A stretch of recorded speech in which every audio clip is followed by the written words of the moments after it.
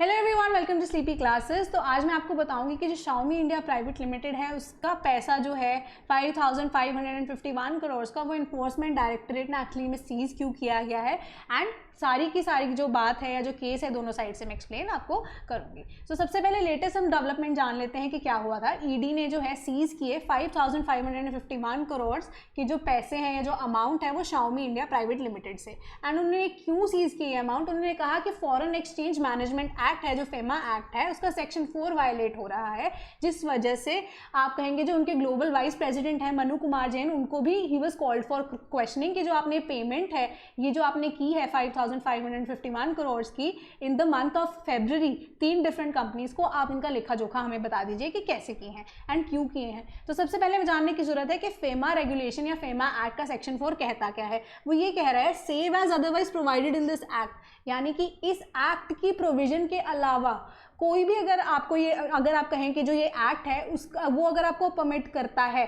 तो ठीक है, अदरवाइज कोई भी पर्सन या no person which is a resident in India ना वो एक्वायर कर सकता है, ना वो होल्ड कर सकता है, ना वो ओन कर सकता है, ना वो पोजेस कर सकता है, ना वो ट्रांसफर कर सकता है किसी भी तरह की फॉरेन एक्सचेंज, फॉरेन सिक्योरिटी या कोई भी इमूवेबल प्रॉपर्टी जो कि आउटसाइड इंडिया सिचुएटेड हो। तो इसके बेसिस पे उन्होंने कहा है कि जो हमारी Xiaomi इंडिया है बीइंग एन इंडियन कंपनी वो ऐसे फॉरेन एक्सचेंज दूसरी कंपनी को बाहर जो है वो नहीं भेज सकती। तो अब क्या कहना है आगे से या केस जो क्या एक्सप्लेन है कि जो Xiaomi इंडिया है इट इज़ अ कंपनी जो कि 2014 में इनॉग्रेट हुई, 2015 में उन्होंने अपनी प्रोडक्शन शुरू कर दी थी। ठीक है, तो उन्होंने एक्चुअली में किया क्या, in the month of February उन्होंने 3 डिफरेंट कंपनीज को पैसे भेजे हैं और उन 3 कंपनीज में से एक कंपनी जो है वो है Xiaomi चाइना, जिसकी ये पेरेंट जो कंपनी है Xiaomi इंडिया की है ना, एक तो पेमेंट उनको हुई है। बाकी जो 2 कंपनीज हैं वो यूएस बेस्ड कंपनीज हैं जिनका कोई डायरेक्ट एसेट्स लेना देना मोबाइल की प्रोडक्शन से लेके अगर आप कहेंगे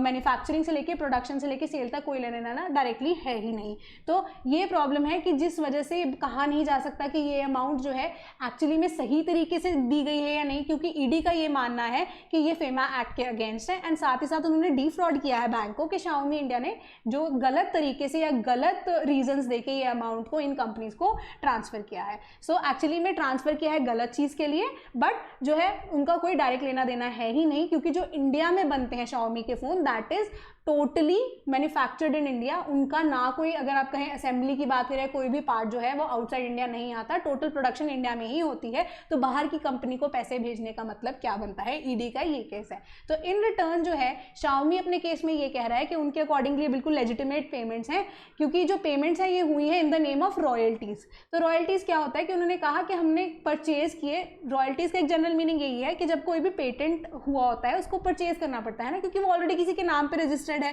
तो वही पेटेंट अगर आपको यूज करना है तो कुछ अमाउंट हम उनको पे करते हैं, तो उन्हें रॉयल्टीज कहा जाता है। तो सिमिलर केस में ये कहा गया है Xiaomi की तरफ से कि हमने इंटरनल लाइसेंसेस कुछ जो है खरीदे थे या आईपी पेमेंट जो है कुछ करने वाली थी, इसीलिए हमने उन कंपनीज को वो पेमेंट की है कि उनके अकॉर्डिंगली बिल्कुल ही लेजिटिमेट पेमेंट्स हैं, कि उनको जो है कोई प्रॉब्लम नहीं है, they are cooperating with this investigation जो कि ईडी कर रही है फिलहाल। तो ये केस अभी फिलहाल ऑनगोइंग सिचुएशन में है, आगे क्या होगा उसके अकॉर्डिंगली अपडेट्स आप तक पहुंचती रहेंगी। तो आज के लिए इतना ही, थैंक यू सो मच।